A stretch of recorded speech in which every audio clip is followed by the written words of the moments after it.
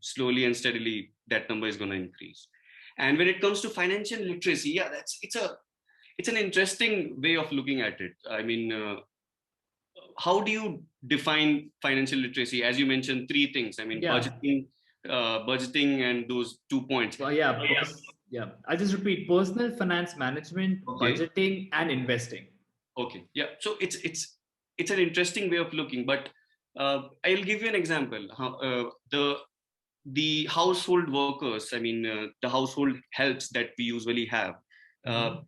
they are good enough financial literate, to be very honest. I've come across like their Yeah. financial literacy to be, I found them very literate, to be honest.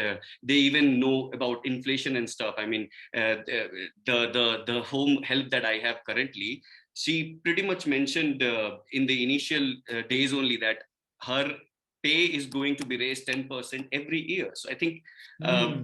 I think these are the Okay. small things that these indexes or metrics do not calculate. So we Hmm. have Right. that kind of understanding of money, how basically the money works. It's just that we are not good enough to formulate it in a structured manner and put it on paper. Maybe that's why probably we don't know about this financial literacy thing.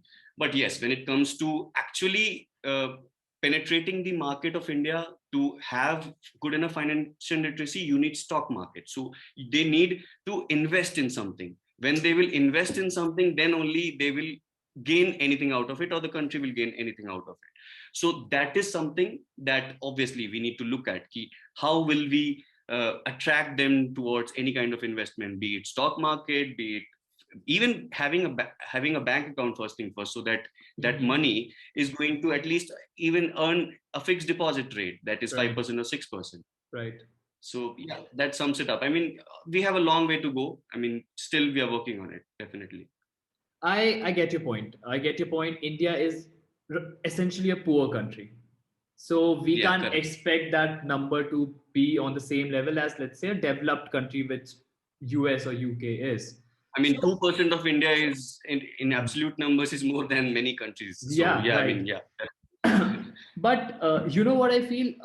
Even, let's say, there are many people who earn money, enough money to save or invest, but they Correct. are just not, uh, I don't know, I don't know what the term is. I don't want to say they are not they are financially illiterate, but I don't know, Correct. they just, the whole money flow, how the money flows, if you can save this much, if you can only Yeah, yeah. spend this much, invest this much. I hear a lot about these, in these ways of actually growing, actually becoming rich.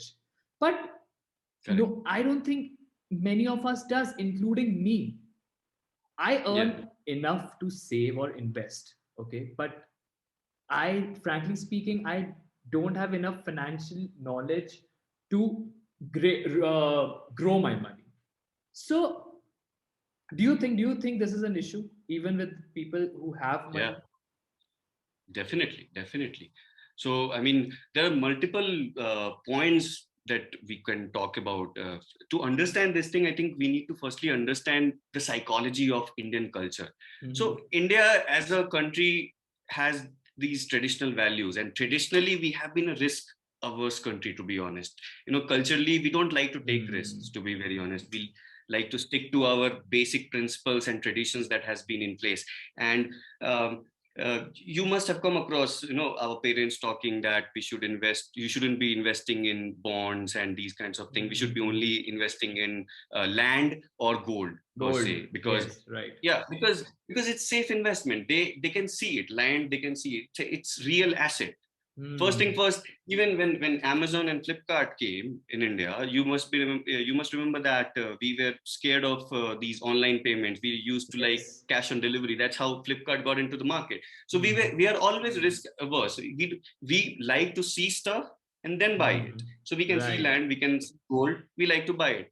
So as we have got literate technically, should I say technologically literate, I mean, our parents have started investing, our parents have started using online digital payments and all these things. So it's all about how the culture of a country changes. So now obviously we all are getting more financially literate with the help of Facebooks and I mean YouTubes. They can watch multiple videos.